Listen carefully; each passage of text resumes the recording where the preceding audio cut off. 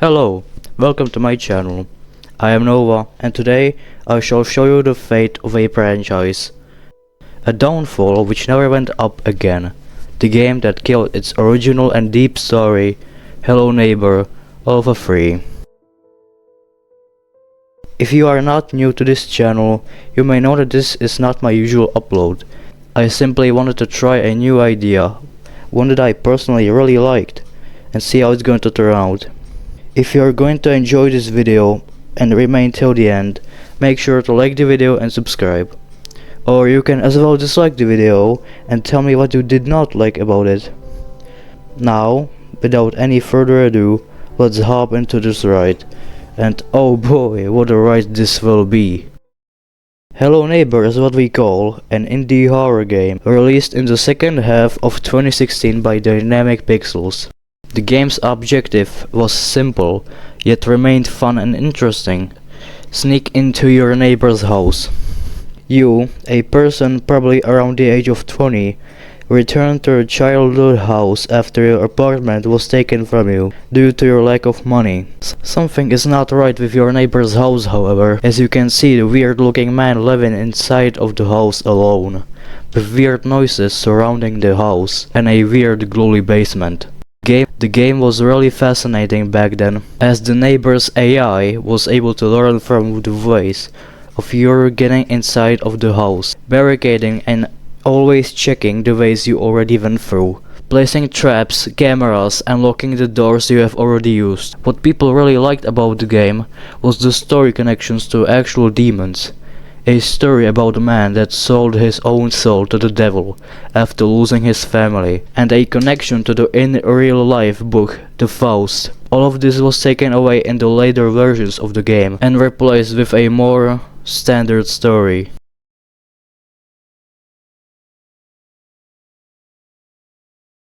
As bad as the game is, and trust me, it's going to get really bad, we see what is arguably the best intro in the entire franchise.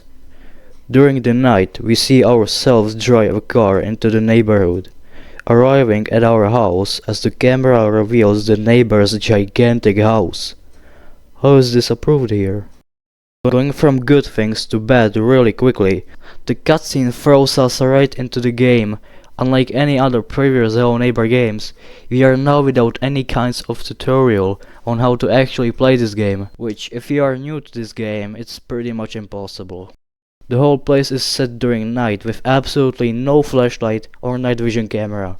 Begin in the front of our own house, which is literally useless in any of the Hello Neighbor games. As bad as the night is, the game is stuck during this time because of the developers being so lazy to not texture huge chunks of the house, for the purpose that we won't see it. The navigation in this game is terrible. You are stuck to figure it out all by yourself. Every puzzle is comedically hard and makes absolutely zero sense, followed by the single worst thing in these games, platforming. So, again, we are forced to navigate through this guy's house with no clues, no tutorial, no source of light, absolutely nothing. This is starting nicely.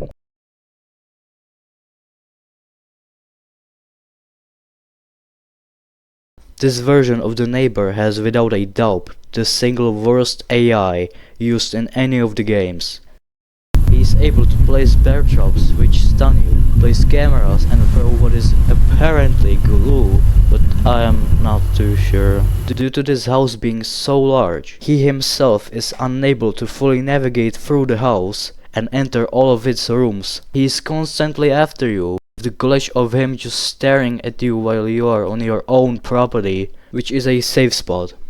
Absolutely no matter what you do, he is going to start chasing you, and is going to get annoying really soon.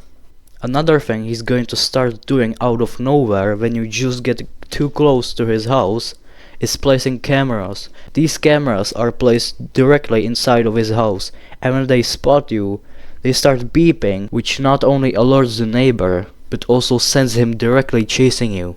The neighbor's AI is glitchy, with him not being even able to close the doors, wandering from point A to point B and back to point A, mindlessly starting to chase you out of nowhere, making the game embarrassingly difficult.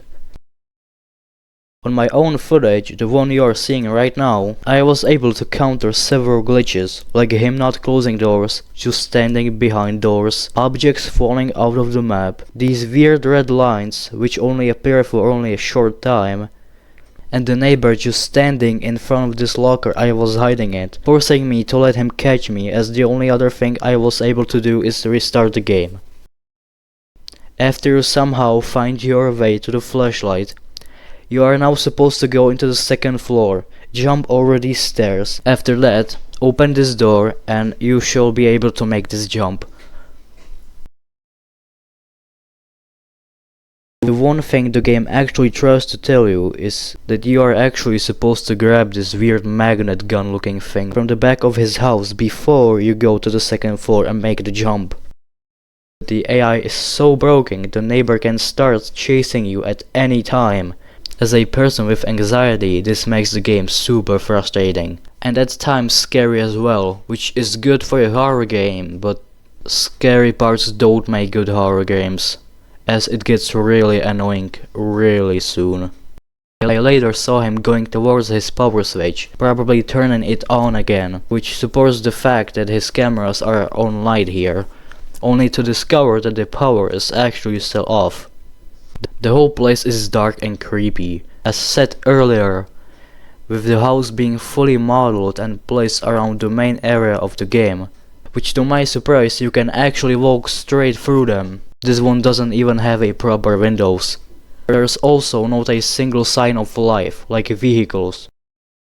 Back to the game, when you finally make the jump, you are supposed to knock down this picture, because behind the picture is a blue key. This is where you need the weird magnet thing from the behind of his house, and you don't actually need it anywhere else. After you unlock the blue lock, the first thing you can probably notice here is the random garbage surrounding this room, followed by this weird door which, at least in this version of the game, leads to nowhere. You are then forced to jump down this hole, open this and grab the keycard, unblock this, break the window and climb this ladder.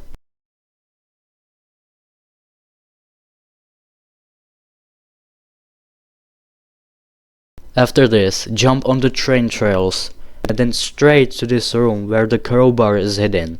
Now, there are other ways to get in this room, for example by the already mentioned platforming, but for the sake of this script already being way too long, I will keep with this method.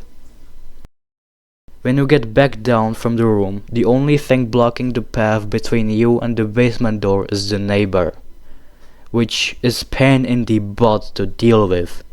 There is barely ever chance that he's actually going to go where you want him to go, and even then he might just start turning the power back on, which activates the cameras that constantly alert him.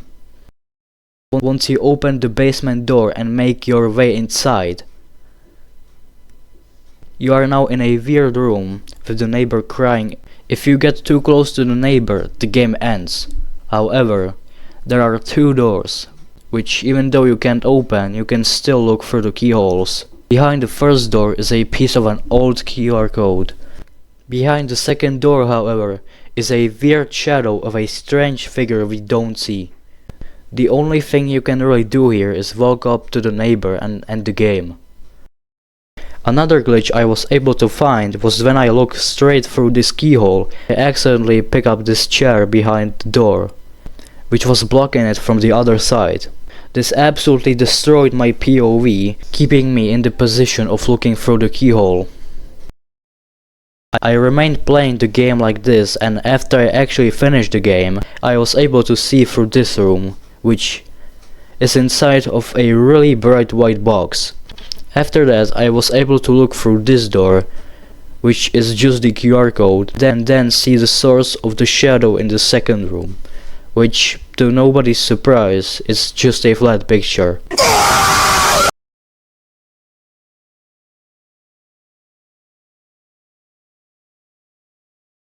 Now, my biggest problem with this game are definitely the bugs and the terrible AI of the neighbor. As someone who used to enjoy these games a lot, I can't really criticize it way too much. Basically everything about this game is bad. From the gameplay, to the storytelling, to the puzzles. From all of the Hello Neighbor games, this is certainly the worst one. Which is a shame, as this really had its own potential and scariness added to it.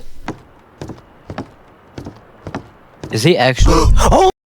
If you made it all the way here, thank you so much for watching. I understand that my talking here was really repetitive. It's my first time doing a video like this. Plus, as a quiet person, it feels really weird to talk like this. I will be very happy for any suggestions down in the comments. Or if I should completely scrap this idea. Because my storytelling sucks.